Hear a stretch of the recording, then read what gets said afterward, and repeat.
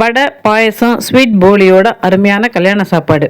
அது மட்டுமா, 2 வித பச்சடி, 2 வித பொரியல், ஹோட்டலில் கிடைக்காத பிடிக்கரண மசியல், மெனுவில் ஒரு புது ட்விஸ்ட் கொடுத்துருந்தாங்க. பைனாப்பிள் மோர் குழம்பு போட்டு, புடலங்காய் ரோஸ்ட், வீட்டில் மட்டுமே செய்கிற கத்திரிக்காய் பிட்டில், இப்படி அசத்தலாக இருந்தது தலவாழையில் கல்யாண சாப்பாடு. மயிலாப்பூர் முசிறி சுப்பிரமணியம் சாலையில் இருக்குது மயிலாப்பூர் ஃபைன் ஆர்ட்ஸ் கிளப்.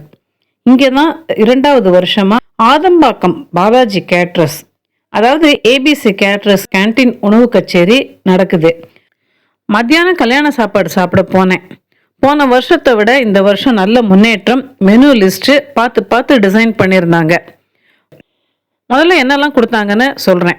இனிப்பு போலி, அரிசி பால் பாயசம், மினி கீரை வடை, பூந்தி டாங்கர் பச்சடி, வேப்பம்பூ ஸ்வீட் பச்சடி, பீட்ரூட் தேங்காய் பொரியல், பிடிக்கரண மசியல், சேன கார பொரியல், புடலங்காய் ரோஸ்ட், மினி வடாம், கேரட் கலந்த சாதம், வெள்ளையரிசி சாதம், பருப்பு பொடி, நெய், சாம்பாருக்கு பதிலாக கத்திரிக்காய் பிட்டில், சுண்டைக்காய் வத்த குழம்பு, பைனாப்பிள் மோர் குழம்பு, தக்காளி ரசம், அப்பளம், தயிர், நெல்லிக்காய் ஊறுகாய், கடைசியாக வெத்தலைப்பாக்கு.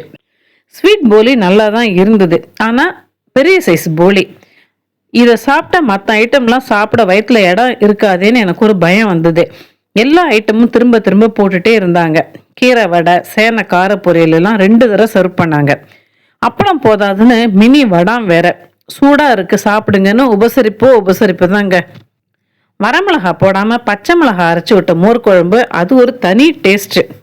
தமிழ் புத்தாண்டு அன்னைக்கு வீட்டில் செய்கிற வேப்பம்பு பச்சடியை சபா கேன்டீனில் சாப்பிட்டது ஒரு ஸ்வீட் சர்ப்ரைஸ்.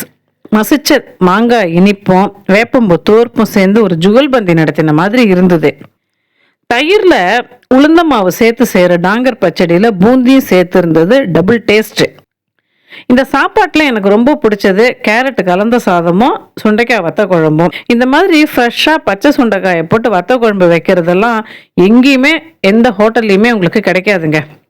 தயிர் சாதத்துக்கு சுண்டைக்காய் வத்த குழம்பு தொட்டுட்டு சாப்பிட்டேன். கூடவே ஹோம்லி நெல்லிக்காய் ஊறுகாய். பாயசத்தில் மெல்லிசா சீவி போட்டு வச்சுருந்த தேங்காய் துண்டு வாயில் கடிபடுறப்ப ஒரு எக்ஸ்ட்ரா டேஸ்ட் கொடுக்குது. ஓவர் தித்திப்பும் இல்லை, எனக்கு ரொம்ப பிடிச்ச மாதிரியும் இருந்தது. அப்பளத்தை பாயசத்தில் உடச்சி போட்டு சாப்பிட்டேன். அப்புறம் திரும்பவும் ஒரு கப்பு பாயசம். அரிசி பால் பாயசத்தோட சாப்பாட்டை முடிக்கிறப்ப கிடைக்கிற ஆனந்தமே தனி. ஒரு சிறந்த சங்கீத கச்சேரிக்கு இணையானது இந்த சமையல் கலைஞர்களின் சாப்பாட்டு கச்சேரி. சனி ஞாயிறு இல்லாமல் மற்ற நாட்களில் 12 மணிக்கே போனால் கூட்டம் இல்லாமல் நிம்மதியாக சாப்பிட்டுட்டு வரலாம். ஒரு சாப்பாடு 550 ரூபாய்.